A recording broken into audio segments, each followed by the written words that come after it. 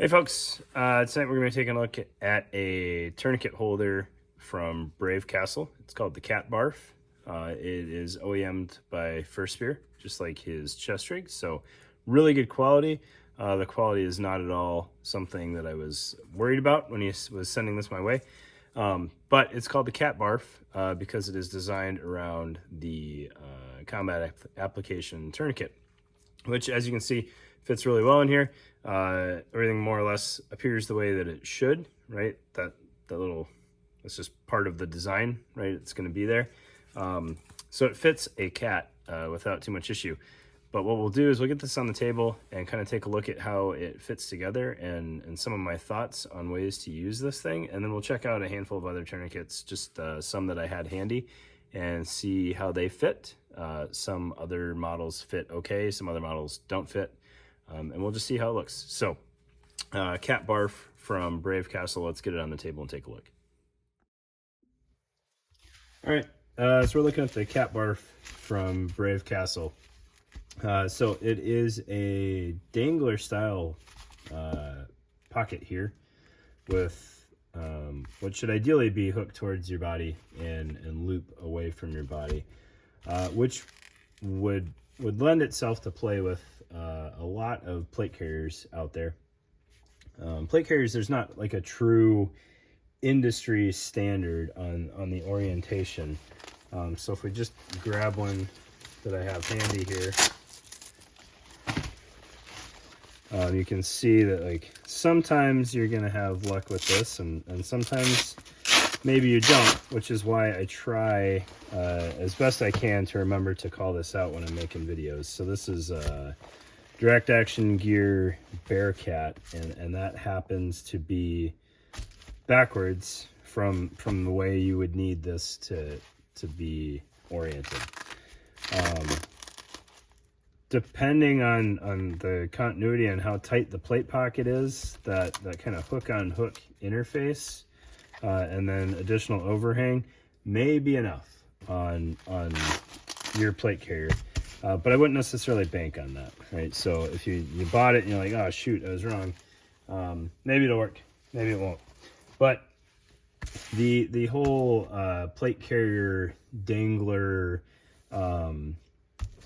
tourniquet holder conversation is not necessarily one that I'm crazy hip to, because the times that I've been laying on the ground and doing work in a plate carrier, that kind of that bottom edge of the plate is really what has been taking the brunt of the dragging effect, if you will, and kind of being propped up on that corner.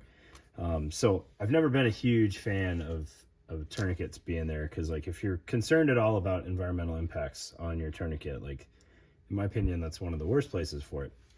That said, this orientation of Velcro here should reliably interface with just about every two-piece battle belt out there that I'm aware of, with the Eagle being the one notable exception there.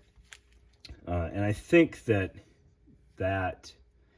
location makes more sense to me personally, and it would be kind of where I would like to use this product. So with that in mind, like, why would I want a dangler on a battle belt?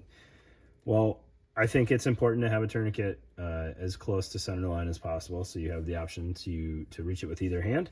And I also think that it makes a lot of sense, just off the buckle on a belt, because there's usually your molly or whatever attachment system usually doesn't run right up to the belt. That's usually where you're routing excess belt length material. So it, again, doesn't bode super well for pouches. So it's usually fairly unobstructed up there. Additionally, if you've got a dangler, now that kind of makes that conversation a little bit easier, even if you do have pouches running all the way up to the front. So if for whatever reason you had, some pistol pouches mounted on the molly right up against the buckle, but then you had a two-piece battle belt that you could throw this, between the outer belt and the inner belt, you would wind up with an orientation something like that. Obviously you would need to play around with the depth here, so you're not resting on your buckle or your tube there. But I think that makes a lot of sense. And it could be, you know, a pistol mag pouch, depending on which side of the belt it's on, or potentially a frag pouch. So, you know, maybe you wind up with something like that, or flashbangs, or what have you. Maybe just a rifle mag up there, depending on how you're set up. But I think, you know, that drops it down below the belt, and doesn't eat up any of the limited belt space that you need for pistol mags and whatnot.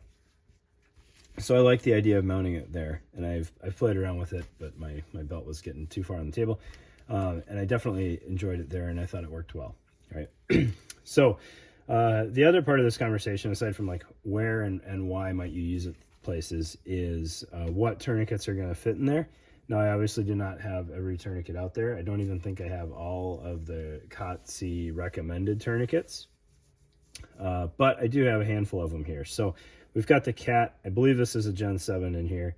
It's been a few years since I've worried about identifying generations of cats, but I did just pull this out of the wrapper. So it's brand new. It hasn't been used for training, which I think is probably more important than having Gen 6 versus 7 versus 8. Right. So to withdraw your tourniquet, and then I'll kind of walk through why this is designed primarily for the Cat as we go. You pull on your red toggle here. I do appreciate that he put a little bead on there to give you a little bit more grip on the pull tab, and obviously any struggle that I have here is going to be minimized once this thing is actually mounted to something. But so you pull it, and it's a short tube, so you can go either way with it, and it will pop open. All right, but what's nice is it doesn't immediately throw your tourniquet onto the ground. So you're going to continue ripping that down, and our tourniquet is still not on the ground because there's some of that cool First Spear loop Velcro lining this thing, and that engages with the kind of dual surface on the Cat to keep it contained, but extremely easy to remove once you're at that stage. And then the Cat folds fairly flat. I have it, just missing the windlass retainer there, and that allows you to close it up. And depending on which side you wanted it and how you train with it and how you practice with your tourniquet, which you should do because you're setting yourself up for failure if you don't, you can route it either direction based on what works for your dominant hand and the location on the belt. All right, so some other tourniquets that I played around with. So this is the SAM tourniquet. I don't believe this is COTC recommended. I got this one as part of a trade. I think it was just there. So I've never messed around with this one too much. It's kind of bulky. I'm not a huge fan of it. But that one, if we move the windlass clip there out of the way, this one plays pretty well with it.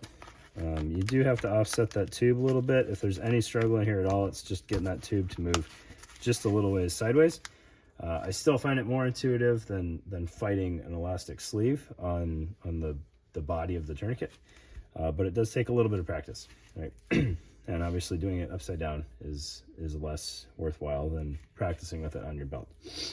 So that one fits in there pretty well. You can see it kind of changes the shape a little bit, and we start getting some bulk going places that we didn't necessarily intend for it to go, but it fits. This one I just took out of the wrapper, so I haven't tried this one yet, and this is a TMT, Tactical Mechanical Tourniquet, I think is what that stands for. This one I also have not messed around with too much, and it's a little bit different form factor when it's folded up. So I'm curious to see if we got enough width here. And I think this one is actually going to be too wide. Let's see. It doesn't seem like it likes this one.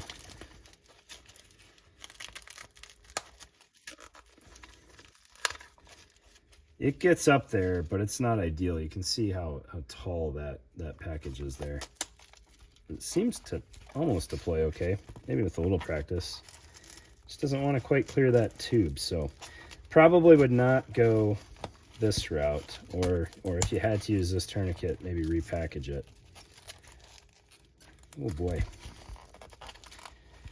Yeah, that one is not the ideal tourniquet to use in this thing. So we'll get that piece of junk out of the way. This is kind of an interesting tourniquet if you've never messed around with one. Just, you know, while we're here, it looks to function fairly similar to a cat, but it has this interesting, you know, you can open it up right there and make getting it over a potentially gnarled limb pretty easy. So we talked about the SAM. This old school soft tee, I have no idea how old this was. I didn't realize how old it was until I pulled a new one out of the wrapper. But this tension clip here makes this a no-go. It's too fat. It stands up too tall. It gets real awkward. So that if you have a really old gen soft tee, wouldn't recommend that. And this new gen soft tee, obviously you would not want the rubber band on there. I just took this one out of the wrapper as well. That one fits pretty all right. Obviously I'm struggling to do this live a little bit.